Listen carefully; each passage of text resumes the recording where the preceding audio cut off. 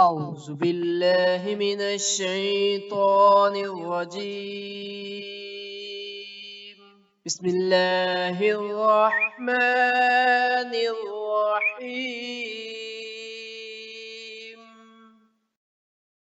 السلام علیکم ناظرین، آج ایک اور نئی ویڈیو کے ساتھ حاضر ہیں۔ آج کی اس ویڈیو میں ہم حضرت ابو ہریرہ رضی اللہ تعالی عنہ کے 100 قصوں میں سے قصہ نمبر 29 اور 30 پڑھیں گے۔ ویڈیو شروع کرنے سے پہلے آپ سے ریکویسٹ ہے کہ چینل کو ضرور سبسکرائب کریں۔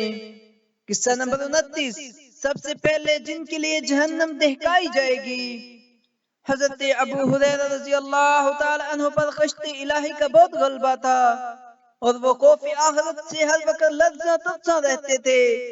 شقیت الاسبی بیان کرتے ہیں کہ ایک دفعہ میں مدینہ منورہ آیا، میں نے دیکھا کہ ایک شخص کے گرد بہت سے لوگ جمع ہیں۔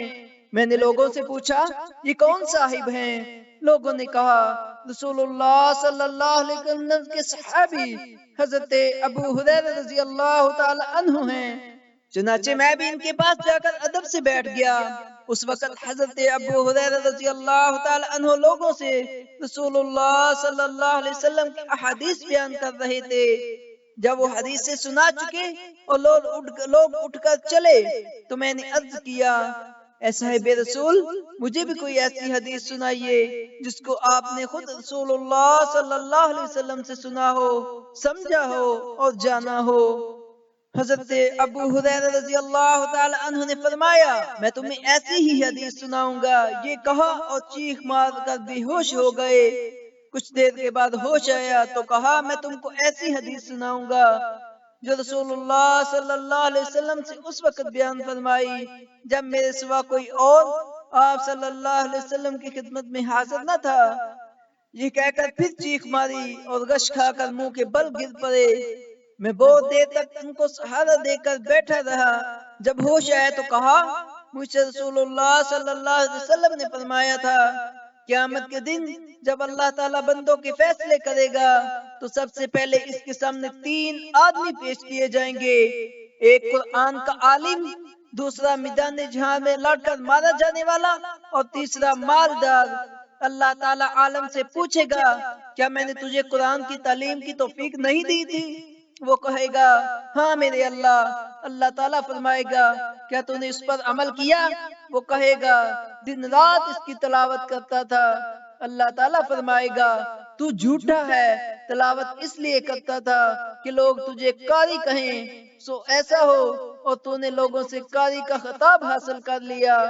پھر اللہ تعالیٰ مالدار سے سوال کرے گا کیا میں نے تجھے مال و دولت دے کر لوگوں کی احتیاج سے بے نیاز ہو کر نہیں دیا تھا؟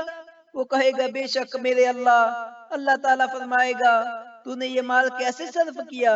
وہ کہے گا میں صلح رحمی کرتا تھا، صدقہ و خیرات کرتا تھا۔ اللہ تعالیٰ فرمائے گا تو جھوٹا ہے، تیرا مقصد تو اس مال کے خرچ کرنے سے یہ تھا کہ لوگ تجھے بڑا سخی اور پیاز کہیں اور تیری آرزو کے مطابق لوگوں نے تجھے ایسا کہا۔ پھر اللہ تعالیٰ میدان جہاد کے مقتول سے پوچھے گا کہ تو کیوں قتل ہوا؟ وہ کہے گا اے اللہ تو نے اپنی راہ میں جہاد کا حکم دیا، پس میں نے جہاد کیا اور مارا گیا۔ اللہ تعالیٰ فرمائے گا تو جھوٹ کہتا ہے، تو نے میری راہ میں جہاد نہیں کیا بلکہ اس لیے لڑا کہ لوگ تجھے بہادر کہیں اور یہ خطاب تر تو نے لوگوں سے حاصل کر چکا۔